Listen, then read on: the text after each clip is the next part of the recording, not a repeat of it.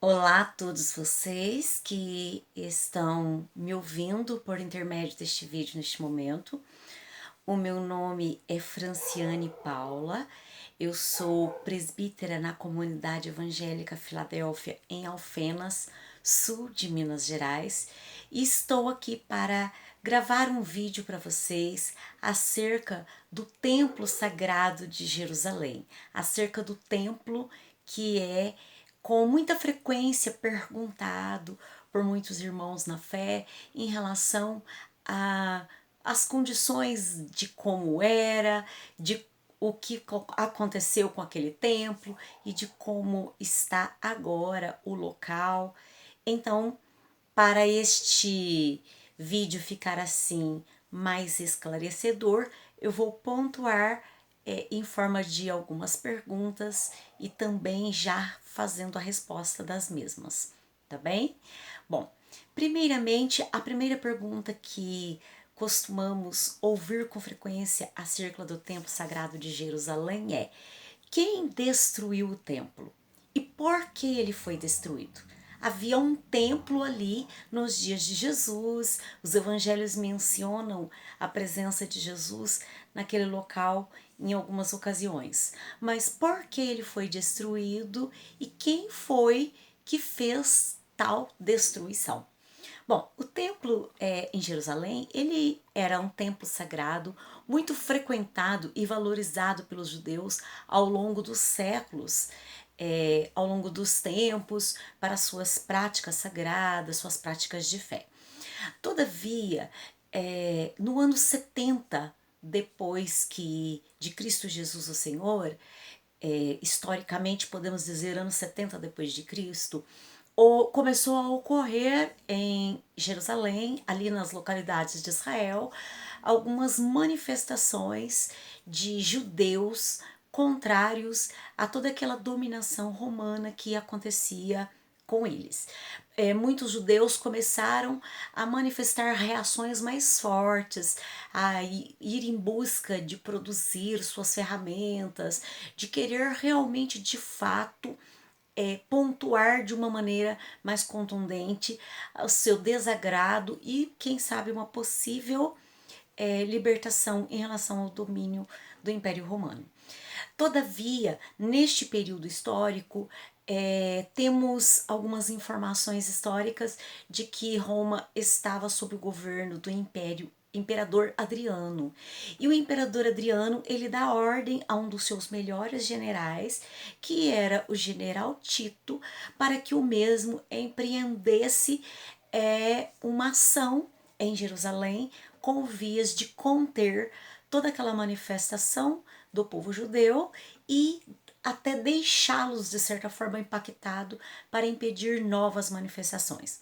Bom, no caso, o imperador dá o comando a Tito e Tito, ali em Jerusalém, para conter as manifestações, também dá ordem para a destruição do templo de Jerusalém, daquele templo sagrado. O templo é destruído cumprindo-se as profecias de Cristo Jesus, de que não haveria pedra sobre pedra que não haveria derrubado, e isto realmente impactou e entristeceu grandemente o povo judeu, que vieram a se recolher novamente diante das manifestações romanas.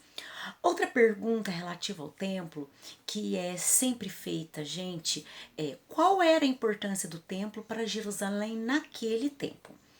Que fatores de importância que havia?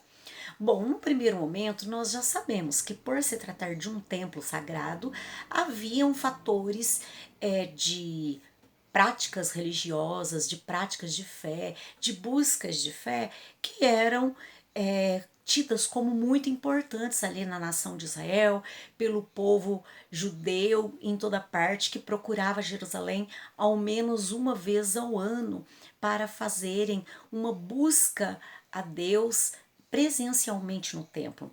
Para estas ocasiões, era comum também que os judeus procurassem colocar em prática alguns dos ensinos da lei mosaica que orientava ao sacrifício de determinados animais, como uma forma de busca para a expiação de determinados pecados. Bom, além desta função de fé, desta função sagrada de fé que os judeus buscavam ali no templo, havia também uma função econômica, a começar por esta de que os judeus usassem ali o espaço, as proximidades do templo, aquela área para facilitar a venda de alguns animais, para facilitar também a compra desses animais.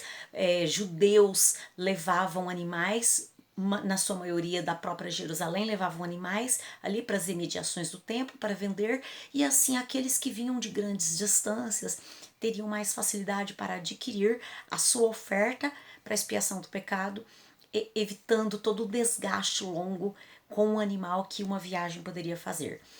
Com isso também motivava outras práticas econômicas e comerciais ali na cidade de Jerusalém, como hospedarias, como o local que ia ser identificado, ia ficar conhecido, mercadorias diversas que poderiam ser vendidos, e isso chegava a atrair inclusive comerciantes de territórios vizinhos a Israel, como pode ser constatado em alguns versículos bíblicos. Então havia ali uma função econômica, um atrativo econômico ali em relação a Jerusalém e ao templo que lá estava.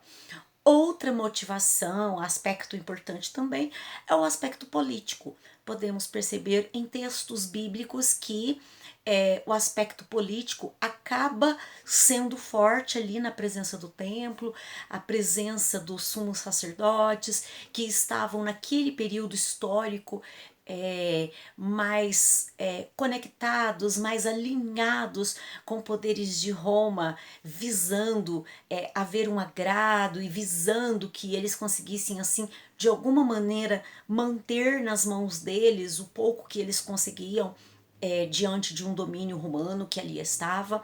Existe também um aspecto cultural que precisa ser pontuado, já que as questões da fé, as questões da alimentação, as questões das festas judaicas que aconteciam em Jerusalém e muitas vezes mais fortemente em Jerusalém por ser uma cidade maior, por ser ali um centro urbano que atraía, despertava interesse de muitas pessoas. Então o aspecto cultural também acabava sendo destacado naqueles dias junto ao templo, em conexão com as festas judaicas que eram celebradas naqueles dias.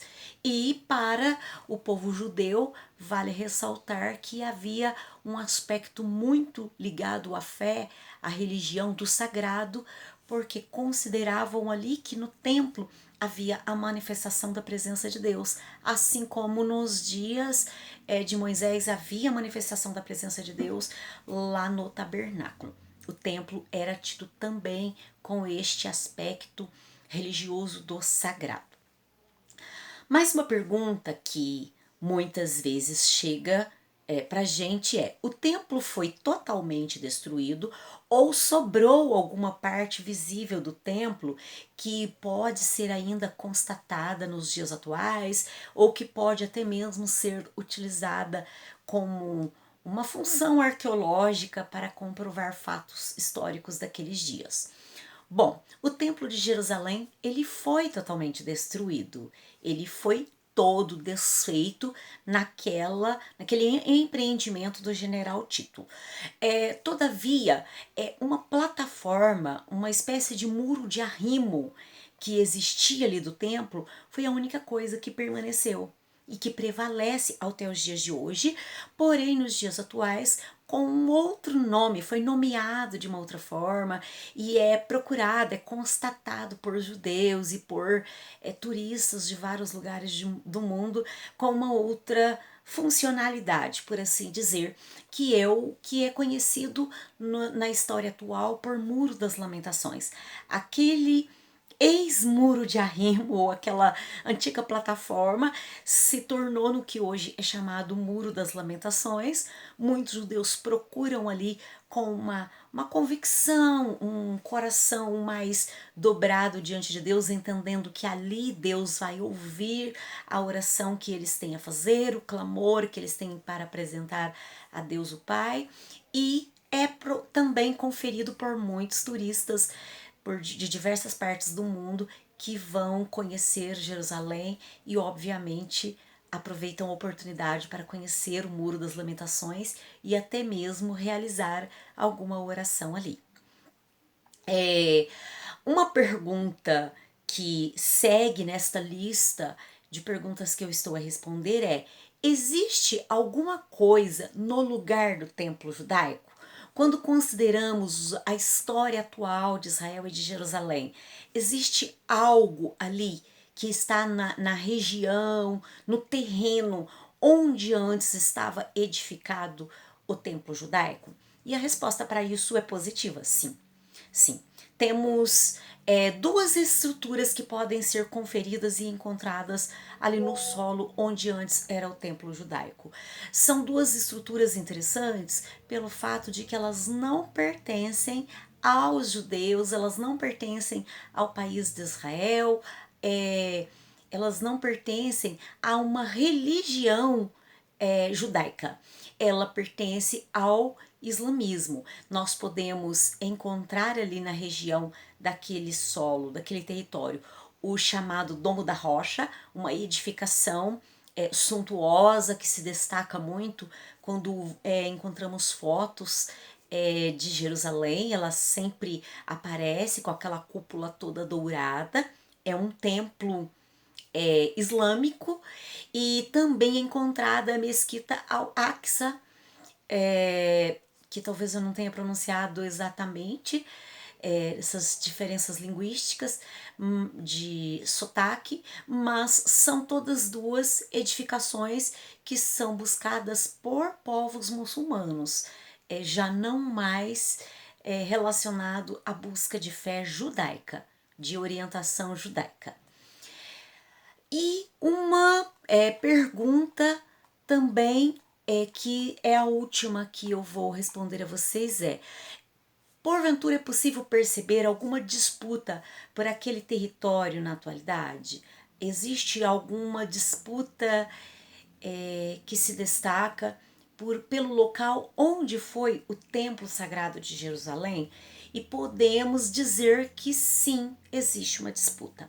Essa disputa ela acontece de uma forma mais velada, não é algo assim muito declarado por parte do povo judeu, nem muito declarado por parte do povo islâmico, que ali frequenta aquelas mesquitas, mas existe uma disputa entre judeus e muçulmanos.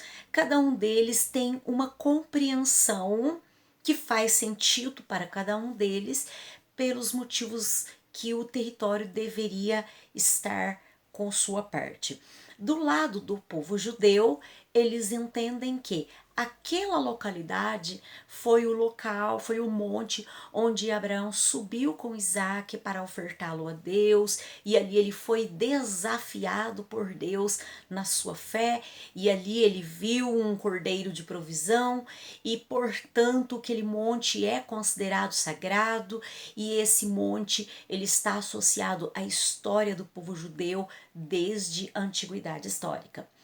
Já os povos muçulmanos islâmicos declaram que o território deve ser deles também por motivos históricos, porque eles compreendem que foi ali naquele local que Maomé também viveu uma experiência sobrenatural, diferenciada, onde ele tem algumas compreensões relacionadas à fé islâmica e que por também motivos históricos e religiosos o local deve ser deles. Bom, a disputa acontece pelo lugar, os grupos têm as suas defesas e desejos de ter os seus domínios no lugar, todavia é um assunto que não parece que vá ser resolvido de uma forma rápida.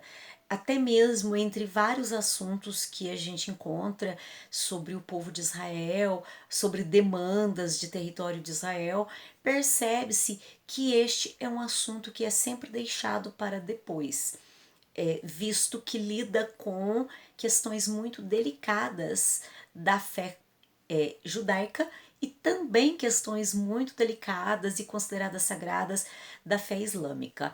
Logo, o povo judeu está sempre ali se movimentando e buscando defender o seu território e fazer conhecido a sua propriedade no território de Israel e de Jerusalém, mas com esse movimento mais discreto em relação ao território onde fora outrora localizado o Templo Sagrado de Jerusalém. Bom, a história prossegue e a história acontece com seres humanos se movimentando no decorrer dela. Sabemos que existem profecias bíblicas acerca de templo de Jerusalém. Sabemos que a história também tem seus desdobramentos. Até que uma profecia se cumpra, muitos fatos diferentes e que não estavam previstos, que não eram de conhecimento humano, podem vir a acontecer. Logo, vamos acompanhando a história de Israel, vamos acompanhando tudo que se movimenta relacionado ao templo sagrado, ao local que outrora foi o templo sagrado, mas que hoje está sob propriedade islâmica com as mesquitas, e vamos prosseguir atentos a todo o movimento que Deus está fazendo ali na nação de Israel como um todo, porque de certa forma é um relógio para o mundo também. Bom, agradeço a atenção de vocês que ouviram esse vídeo até aqui e espero ter atendido a resposta das perguntas que eu recebi. Deus abençoe.